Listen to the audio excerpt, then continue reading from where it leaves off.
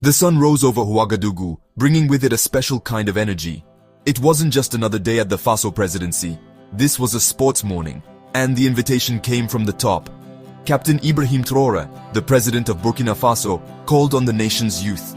He didn't just want to talk to them, he wanted them to join him, to run with him, to sweat with him. The message was clear.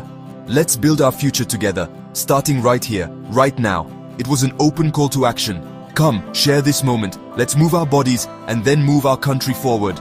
This wasn't about politics in suits, it was about unity in tracksuits. The air was filled with excitement. Young people from all walks of life gathered on the presidential grounds. You could feel the positive mood everywhere. There was laughter and friendly competition. It was a scene of pure energy. Welcome to Adere, Africa. Captain Traore was right there in the middle of it all, not as a distant leader, but as a participant. He ran alongside the youth, sharing in their effort and their spirit. He showed them that leadership isn't just about giving orders from an office. It's about being with your people, sharing their experiences, and leading by example. The event was a powerful symbol of a new kind of leadership. The sports morning was more than just physical exercise. It was a mental and spiritual workout for the nation. It was a way to bring people together, to break down barriers. In a world full of distractions, this was a moment of focus. The shared effort created a bond between the leader and the youth. They weren't just followers, they were partners in a national project. The goal was simple but profound, to build a stronger, more prosperous Burkina Faso. And it all started with this shared experience, this moment of collective effort and joy. It was a promise of what could be achieved when everyone pulls in the same direction. As the morning's activities wound down, the feeling of unity was stronger than ever. People were catching their breath, but their spirits were high. They saw a leader who was accessible, energetic, and deeply committed to them. Traore's invitation was not just for one morning of sport. It was an ongoing invitation to be part of something bigger than themselves. It was a call to be active citizens, to take ownership of their country's destiny. The event set the stage for a powerful message, one that would resonate long after the sweat had dried. The message was about building, about creating, and about believing in a brighter African future. After the exercises, Captain Traoré gathered the young people around him. His speech was direct and heartfelt. He spoke not as a politician, but as an older brother.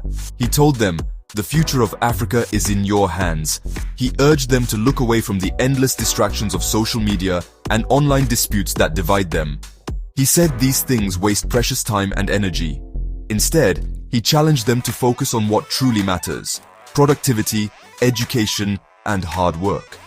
He asked them to channel their youthful energy into building, not breaking.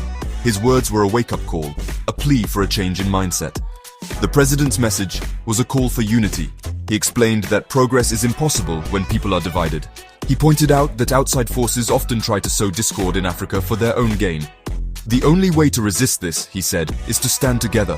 Unite for our collective progress, he urged. Your neighbor is not your enemy.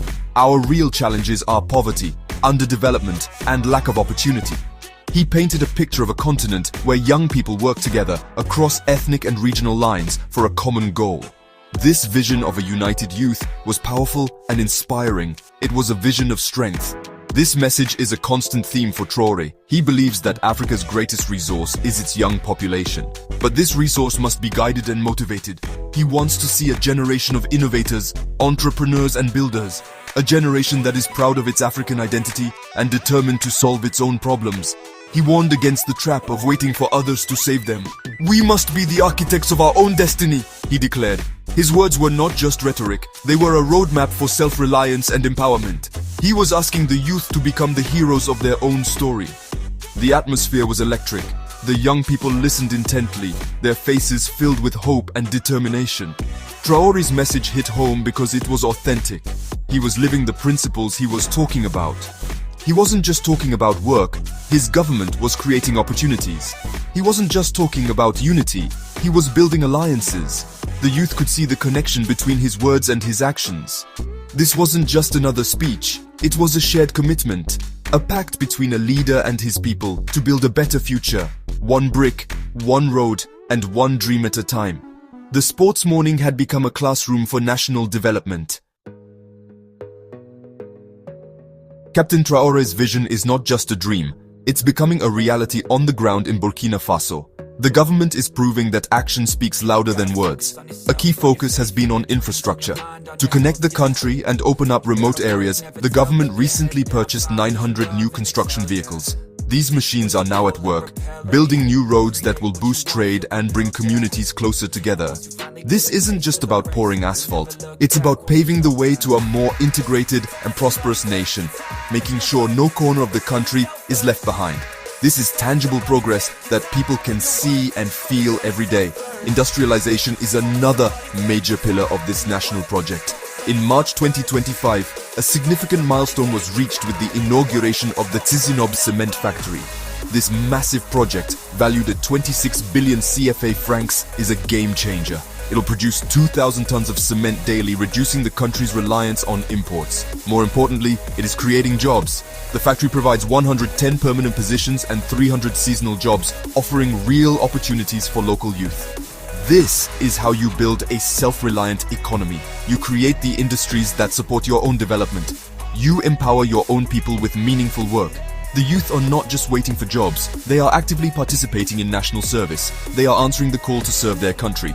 In a recent ceremony, 1,938 young men and women graduated as volunteer combat water and forestry agents, ready to protect their nation's natural resources. At the same time, the police force welcomed nearly 1,000 new recruits, strengthening security and the rule of law. These young people are stepping up. They are taking on responsibility and showing their commitment to the nation's stability and progress. They are the living embodiment of Traore's call to action. These examples show a clear strategy built from within. By investing in infrastructure, industry and its own people, Burkina Faso is laying a strong foundation for the future. The country is moving towards self-sufficiency, one project at a time. The message to the youth is clear. Your country is investing in you, and your contribution is vital. The new roads, factories and public service roles are not just development projects. They are symbols of a national rebirth, powered by the energy and dedication of a new generation. This is what building the future looks like in practice. The vision of progress in Burkina Faso does not stop at its borders.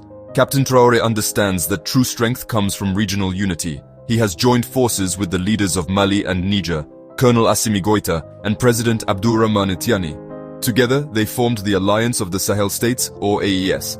This alliance is a bold step towards a new kind of African cooperation. It prioritizes regional security, economic development, and political sovereignty. These leaders are saying we will solve our own problems our own way. They are rejecting outside interference and charting a new course based on mutual respect and shared interests. This push for unity is creating real change. One of the most exciting initiatives is the new AES passport. This passport will allow citizens of Burkina Faso, Mali, and Niger to travel between the three countries without a visa. Think about what that means. It breaks down the artificial borders created by colonial powers. It makes it easier for people to trade, to study, to visit family, and to collaborate. It's a practical step that fosters a sense of shared identity and a common destiny. This is how you build a powerful, integrated region. You bring people together and make it easier for them to connect and work with one another. The spirit of this new leadership is inspiring people across the continent. In countries like South Africa, where youth unemployment is tragically high, people are looking at Traoré's model. They see a leader who is courageous, people-centered, and delivering results. His example is becoming a benchmark for what is possible when leaders are truly committed to their people. The message is spreading. Young Africans everywhere should demand better governance and take an active role in building their nations. The spirit of Ouagadougou is becoming a continental rallying cry for change and accountability. So, the final call goes out to every young person in Africa. Look at what is happening in the Sahel. Look at the new roads, the new factories, and the new spirit of unity. This is your moment. Don't be a spectator in your own life. Avoid the distractions that seek to divide you. Get involved, be active, learn a skill, start a business, serve your community, work together with your peers. Welcome to Adere Africa. Thanks for watching. The future of this great continent is not a distant dream. It is a project that is being built right now. It is time to pick up your tools and join in. Let's build the Africa we all want to see. A strong, proud and prosperous Africa, built by its own hands.